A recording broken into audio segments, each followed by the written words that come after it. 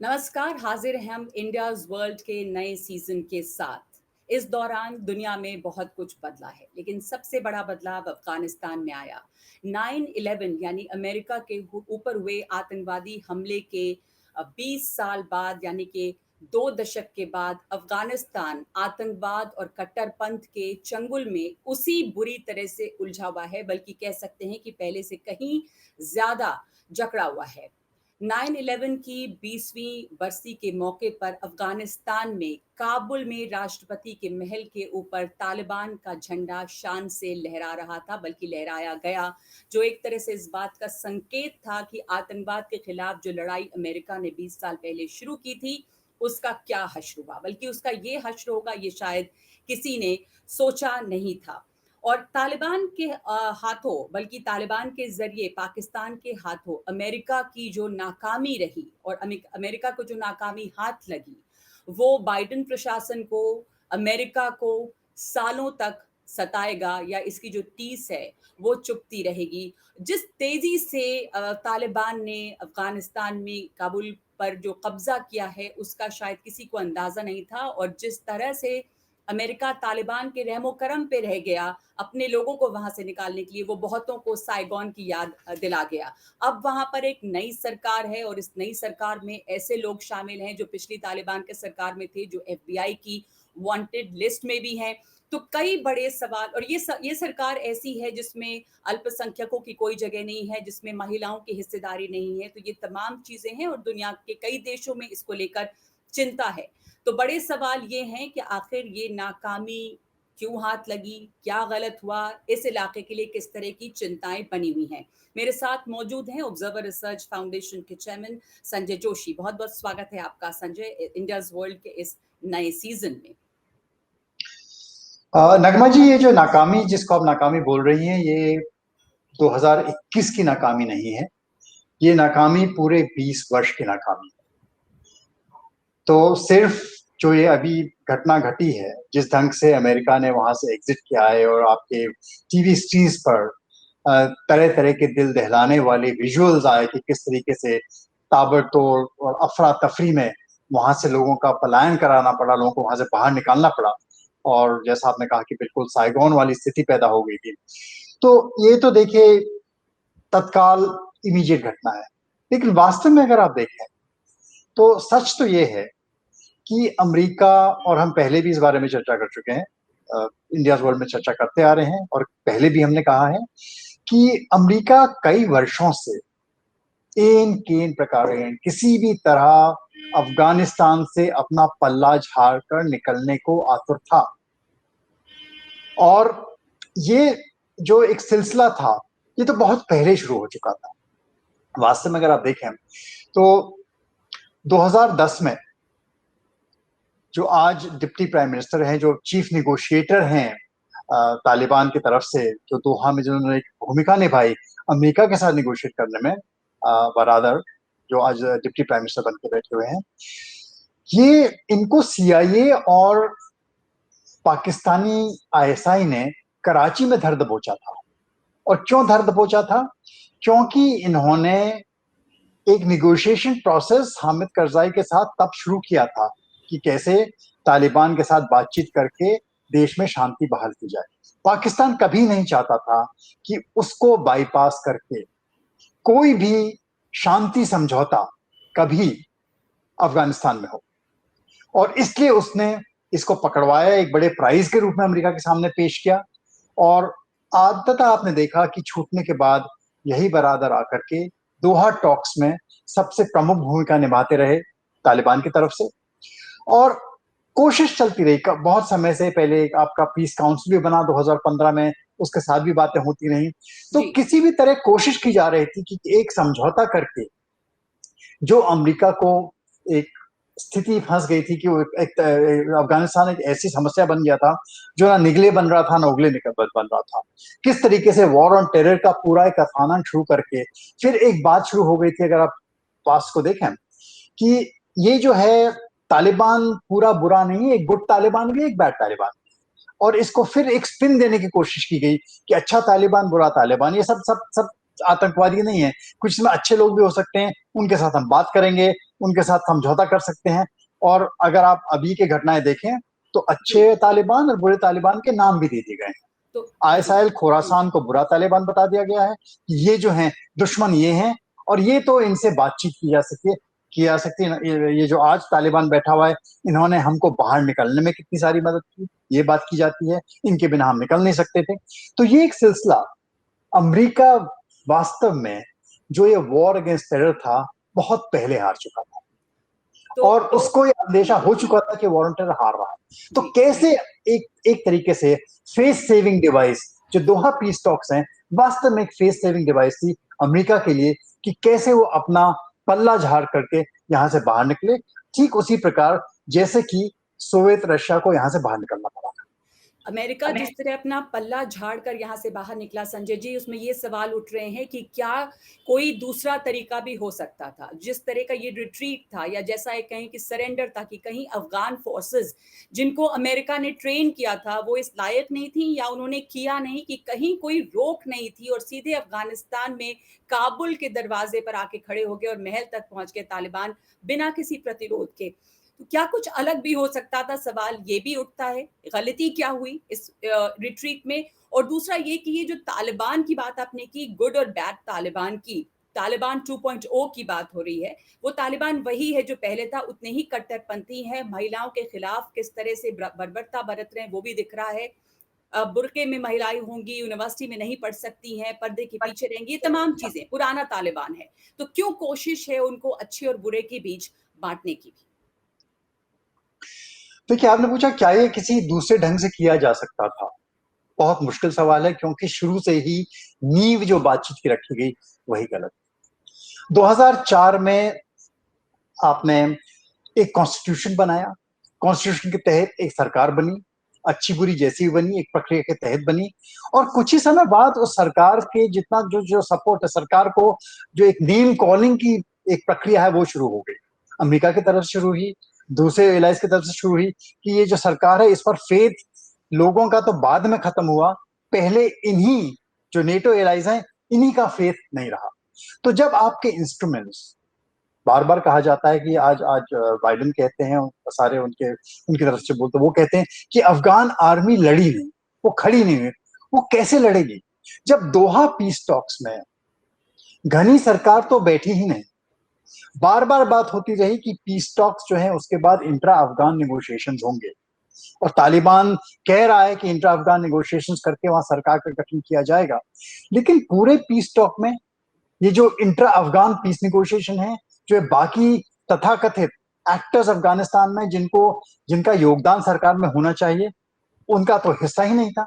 तो जो peace talks की शुरुआत हुई, ये पीस टॉक शुरू से ही सिर्फ विड्रॉल ऑफ फॉरेन फोर्सेस इसका मुख्य मकसद था, इसका और कोई मकसद था नहीं। कितने दिन में, और तालिबान ने इन पीस टॉक्स में एक स्ट्रेंथ की पोजीशन, एक शक्तिशाली शक्ति के रूप में इनमें भाग लिया। वो कमजोर नहीं थे, कमजोर दूसरी निगोशिएटिंग साइड, जो जो जो एलाइज की साइड थी वो कमजोर साइड थी, और इन्होंने निगोशिएट किया पोजिशन ऑफ स्ट्रेंथ से। इन्होंने अपनी अपनी शर्तें रखी कि अच्छा हम आपको निकलने के लिए रास्ता देंगे, आप जा सकते हो, छोड़ के जा सकते हो, आपके ऊपर हमला नहीं होगा। एक एक ये भी बहुत प्रमुख भूमिका है कि अफगानिस्तान में जो भी हो उससे फर्क नहीं पड़ता है, लेकिन अमेरिका पर और अमेरिकी फौजों पर तालिबान हमला नहीं करेगा। और वास्तव में उन्होंने 2 साल तक कुछ नहीं किया। जो कुछ किया वो कहते रहे कि ऐसा खोरासान कर रहा है, तालिबान की तरफ से नहीं हुआ। और बाहर निकलने में भी अमरीकी सेना पर सीधे कोई भी हमला तालिबान द्वारा नहीं किया गया, उनको जो एग्जिट है फैसिलिटेट किया गया। तो जो पर्पस निगोशिएशन का था वही गलत था। जब पर्पस निगोशिएशन का गलत है, तो जो स्थिति आज पैदा हुई है वो, और जिस तरह का कंफ्यूजन क्रिएट हुआ है आज अफगानिस्तान में, वो लाजमी है, वो तो होना ही था।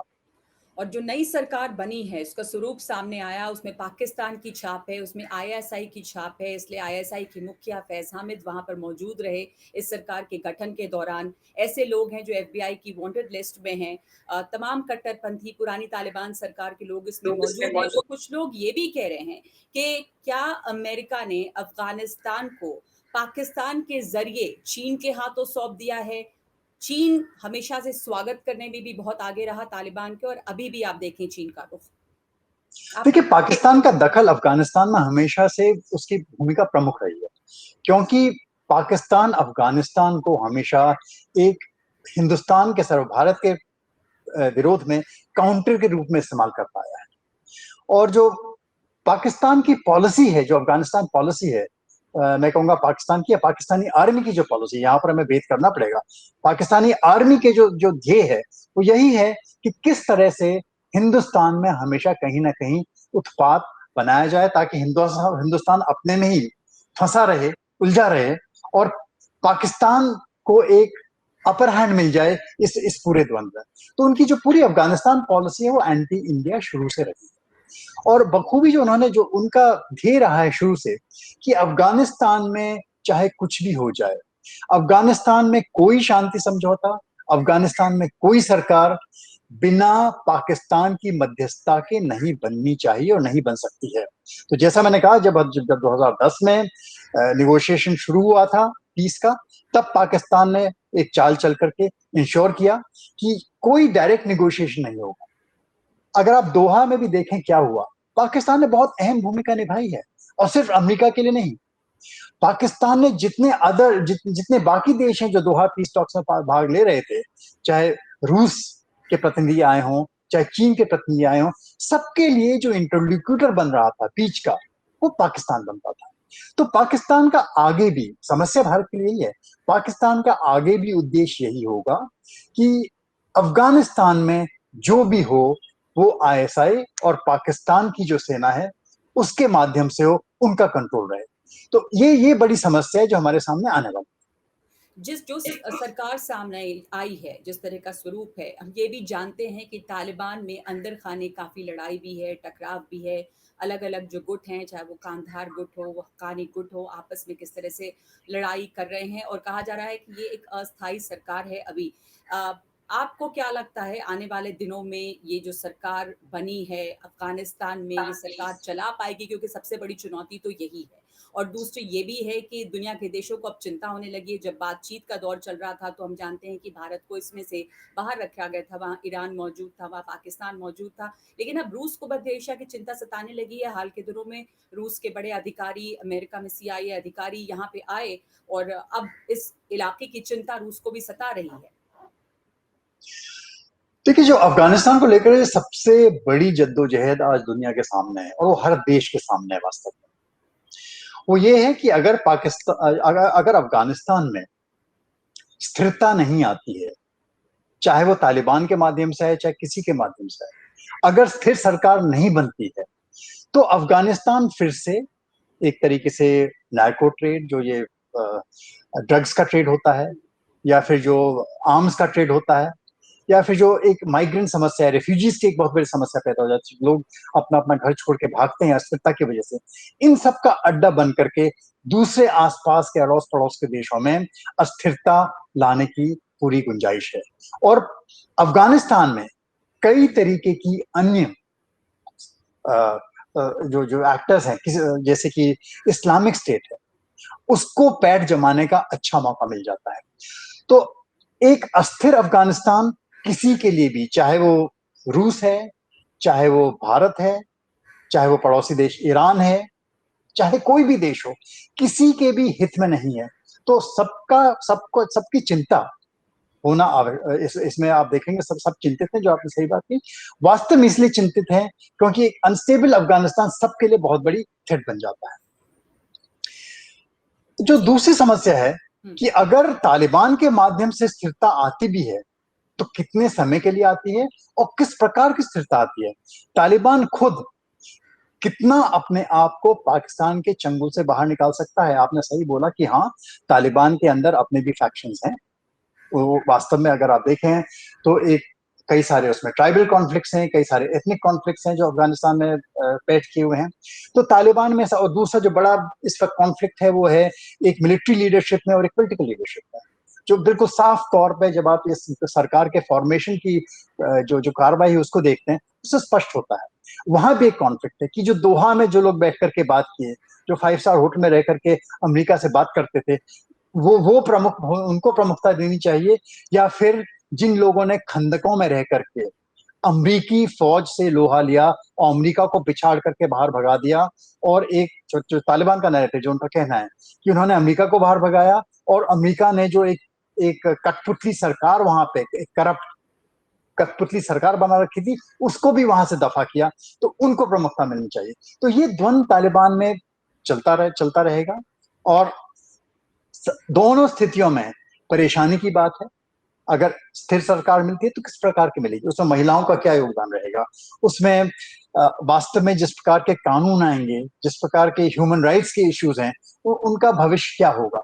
तो ये सारी समस्याएं दोनों स्थिति में, इसलिए अफगानिस्तान में भविष्य किस तरफ क्या मोड़ लेता है, किस तरफ जाता है, दोनों ही स्थितियों में चिंता की बातें हैं। उसको मॉनिटर करना, उसको देखना हर देश के लिए अत्यंत जरूरी होता है। जी, और अब अफ़गानिस्तान इस्लामिक अमीरात बन चुका है।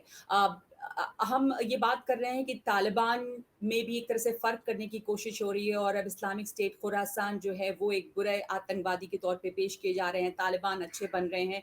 पर ये जो अभी यहाँ पे डेवलपमेंट्स हुई हैं, और जैसे तालिबान ने सत्ता पे कब्ज़ा किया है और अमेरिका को एक तरह से शिकस्त हार उसके हाथ लगी है, इससे तमाम आतंकी गुट कोई भी एक दूसरे से बहुत अलग नहीं है। आपको लगता है उनको बल मिलता है और ये पूरा इलाका जो है वो ग्लोबल वैश्विक आतंकवाद के का एक और गढ़ बनता जाएगा और मजबूती मिलेगी, क्योंकि हौसले अलग-अलग गुटों के इस समय ज़ाहिर तौर पे काफ़ी बुलंद होंगे? देखिए, अंततः जो सबसे ज्यादा नुकसान होगा वो होगा अफगानियों का। इसमें जो सबसे ज्यादा जिसको कष्ट झेलना पड़ेगा वो वहां की जनता है। और आज भी अगर एक जो दूसरी एक बड़ी समस्या विश्व के सामने खड़ी हो रही है, एक तरफ से आप देखते हैं कि जितनी एड प्रोग्राम्स हैं, ह्यूमैनिटेरियन एड प्रोग्राम्स हैं, या जो अफगानिस्तान की जो इकोनॉमिक एड की पूरी एक एक सिलसिला खड़ा हो गया था, बहुत सारा पैसा लोगों ने इसमें लगाया था, पूरे देश ने लगाया था, उस पर एकाएक रोक लग गई। इस सब की वजह से जो सबसे ज्यादा खामियाजा भुगतना पड़ रहा है वो अफगान की जनता को है।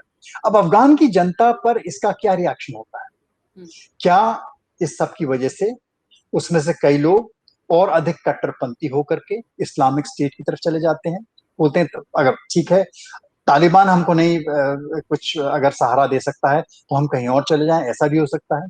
तो कई प्रकार की समस्याएं आती हैं। तो दुनिया के सामने समस्या वाकई में जटिल है कि इसको अब कैसे हैंडल किया जाए, इनको किस हद तक मॉनिटर करके, कंट्रोल करके, कितना सहारा दिया जाए, और किस प्रकार की सरकार, किस प्रकार से नज किया जाए, धक्का दिया जाए कि कैसी सरकार यहाँ पर कायम होनी चाहिए। खतरा दोनों तरफ से बहुत ज्यादा है। जो जो जो मूल जो सरकार का जो स्वरूप दिखता है उससे स्पष्ट हो रहा है कि जैसा आपने कहा, इसकी दिशा बहुत ज्यादा, मैं कहूंगा कि इसके बारे में ऑप्टिमिस्टिक हम नहीं हो सकते कि किस दिशा में ये लोग आगे बढ़े। तो चाहे ये सरकार रहती है, चाहे वहां अस्थिरता आती है, दोनों स्थितियों में आसपास के देशों के लिए, भारत के लिए एक एक समस्या है। जी। सिर्फ एक पार्टी जो इससे खुश होती है, जिसका एक पार्टी ने दो पार्टी जिनके लिए ये स्थिति अच्छी है, वो है पहला पाकिस्तान की आर्मी और आईएसआई। उसके लिए अफगानिस्तान में स्थिरता का उपयोग है, और उपयोग जैसा मैंने कहा यही है, उसका उपयोग करके वो भारत के लिए कहीं ना कहीं समस्या क्रिएट कर सकते हैं। और दूसरी है इस्लामिक स्टेट खुद। पर समस्या यह, अगर इस्लामिक स्टेट वहां पर अपनी पैठ बढ़ाता है तो फिर खतरा पाकिस्तान के लिए पैदा हो जाता है। तो वास्तव में लॉन्ग टर्म में ना पाकिस्तान के इंटरेस्ट में है कि इस प्रकार के इस्लामिक स्टेट जैसी गतिविधियां अफगानिस्तान में स्थापित हो, लेकिन पाकिस्तानी आर्मी कितना इस बात को मानती है, कितना इसमें सहयोग करने को तैयार है, एक बहुत बड़ी समस्या है। हमने आज तक देखा कि उन्होंने इसका बहुत उपयोग सिर्फ एक ही काम के लिए किया है कि कैसे अफगानिस्तान पर अपना वर्चस्व बनाए रखें और कैसे वे अफगानिस्तान के दरबान बने रहें, ताकि कोई भी अफगानिस्तान में कुछ भी उनकी इजाजत के बिना ना कर पाए। तो अगर यही पॉलिसी रहेगी तो अफगानिस्तान को इसका सबसे ज्यादा नुकसान होगा। बिल्कुल, अफ़गानिस्तान और अफ़गानिस्तान की जो जनता है, उसको इसका सबसे ज़्यादा नुकसान होगा। मौजूदा हालात में अगर ये लगे कि इससे पाकिस्तान को फ़ायदा हो रहा है, तो हो सकता है, लेकिन जैसा संजय जी कह रहे हैं कि लंबे समय में ये पाकिस्तान के लिए खुद भी एक खतरा बन सकता है, अगर अफ़गानिस्तान अस्थिर रहे, पर चिंता दोनों हाल में है। अगर तालिबान की जैसी सरकार वहाँ पर स्थिरता देती है, तो भी अफ़गानी जनता के लिए एक चिंता की बात है, क्योंकि इसमें ना ही अल्पसंख्यकों की भागीदारी है, ना ही महिलाओं की भागीदारी है, और हम अफ़गानिस्तान की सड़कों पर अफ़गानिस्तान की बहादुर महिलाओं के विरोध प्रदर्शन देख रहे हैं। कुछ विरोध जो है वो नॉर्दर्न अलायंस द्वारा पंजशीर घाटी में हो रहा है, लेकिन सड़कों पे काबुल की महिलाएं नजर आ रही हैं। और जिस तरह की अस्थिरता इस क्षेत्र में फैली है, तो भू राजनीति के लिए बड़ी चिंता है और पड़ोसियों के लिए बड़ी चिंता है, भारत के लिए बड़ी चिंता है। क्या है भारत की चिंताएं, ये हम इंडियाज वर्ल्ड के अगले एपिसोड में इस पर चर्चा करेंगे। इस एपिसोड के लिए मैं इतना ही, धन्यवाद।